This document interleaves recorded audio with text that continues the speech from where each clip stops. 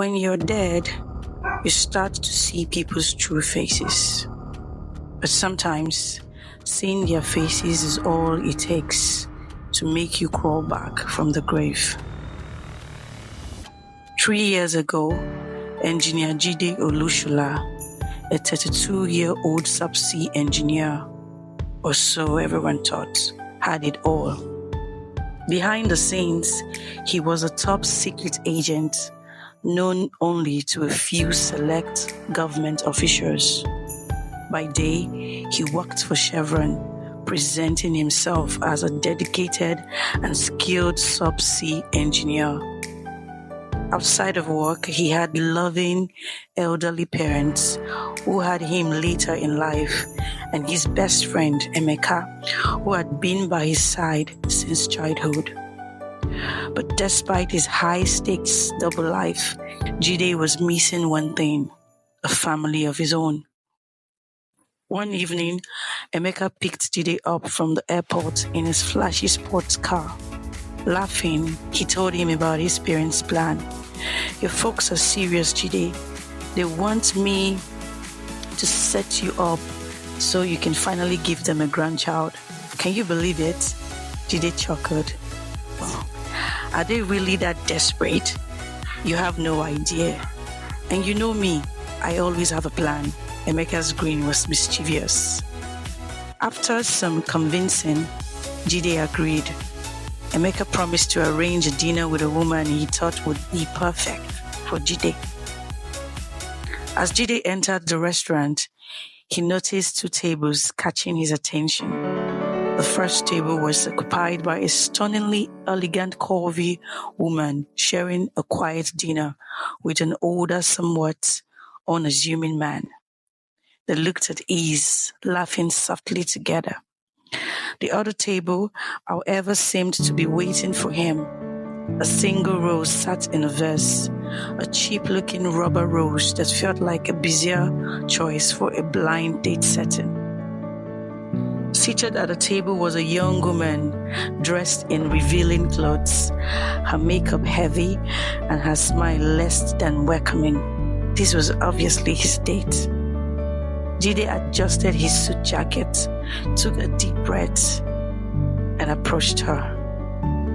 Her eyes were glued to her phone, a faint scowl on her face as she scrolled through her social media feed.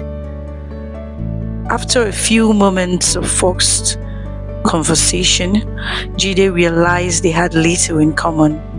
She was enthralled by celebrities, the latest trends, and online gossip, speaking with a feverish intensity that left Jide feeling adrift. He nodded politely, attempting to follow her stories, but the endless talk of influencers and fashion left him exhausted. After a while, he excused himself, citing the need to make a quick call, and slipped out the restaurant's small balcony to catch his breath. He leaned against the rail, enjoying the quiet night air, and that's when he noticed her, a striking woman standing near the edge, elegantly dressed, her face partially hidden behind a curtain of hair, as she casually tried to stub out a cigarette with the heel of her shoe. He cleared his throat lightly. She looked up, her face softened with a friendly smile as their eyes met. "Cigarettes don't seem to be your thing," he teased, and she laughed slightly, embarrassed, but with an undeniable charm. "Guess I'm still learning," she replied, her voice warm. She extended a hand. "I'm Nse."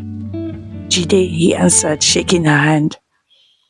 Their conversation was effortless, natural, flowing from one topic to another, as though they were old friends reconnecting rather than strangers meeting for the first time. There was something refreshing about her, a grace mixed with humor, a depth he hadn't expected to find tonight. In her presence, he felt at ease. Just as the minutes started to slip by, Jide felt a pang of gratitude for these moments, for meeting her here unexpectedly. What started as a chance meeting became something real. Jide and Nse spent more time together, and soon she met his parents. Mr. and Mrs. Olushola adored her, delighted that their son had finally brought someone home. Jide felt himself opening up in ways he hadn't before. He was falling in love, genuinely and deeply. Months later, Nse told Jide she was pregnant. Overjoyed, he told his parents, and they were ecstatic. For once, everything in Jide's life seemed perfect. Time passed, and Jide realized he hadn't seen Emeka since that dinner more than a year ago. So one weekend, he decided to pay him a visit. Emeka greeted him with a surprised smile. "It's been a while, hasn't it?" Emeka said, handing Jide a glass of wine. "Yeah, it has," Jide admitted.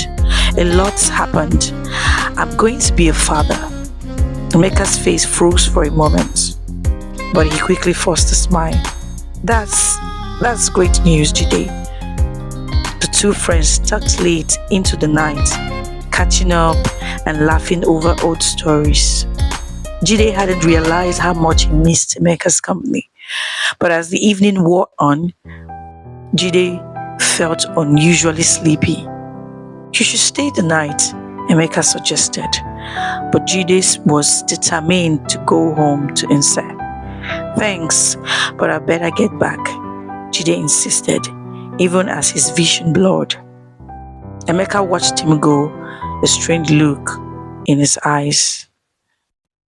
Driving home, Jide was struck by a strange feeling, but he brushed it off. He sped down the empty road, his mind drifting to thoughts of his soon-to-be family. Suddenly, he noticed a sharp curve up ahead. Instinctively, he pressed the brakes, but nothing happened. His heart pounded as car swerved and everything went black. 3 years had passed since Jide's accident, and life in Lagos had moved on. Emeka and Nse had settled into a life together, raising a son in the home Jide had once dreamed of filling with his own family. They shared laughter and smiles, Emeka bringing a new kind of life to Nse and her son. Their days filled with a deceptive ease. Yet, every so often, Nse felt a chill run down her spine, a strange sense of being watched. She shrugged it off, telling herself it was only guilt, a residue from the secret she kept buried. After all, Jide was gone. There was no way he could know what they had done. Emeka always brushed aside her unease, laughing off her worries as silly, saying they had a perfect life now. But that sense of being followed crept into her thoughts, an ever-present shadow. One quiet evening, with Emeka out and her son asleep, Nse sat alone in the living room, flipping through old photo albums, her mind drifting between the past and present. She looked at pictures of her life with Jide, smiling faces, bright eyes, a shared future. She closed the album, her fingers lingering over the cover as a sigh escaped her lips. Then she noticed something, a shadow by the window. Her heart skipped a beat, her mind racing to dismiss it as a trick of the light. But as she stirred, the figure grew clearer, solid, undeniable. She moved closer, squinting in the dim light, and then froze. It was him, Jide. Her heart stopped. But you're dead. Jide stepped forward from the shadows, his face half illuminated by the light from inside. His expression was cold, his eyes unyielding. hardened by time and betrayal.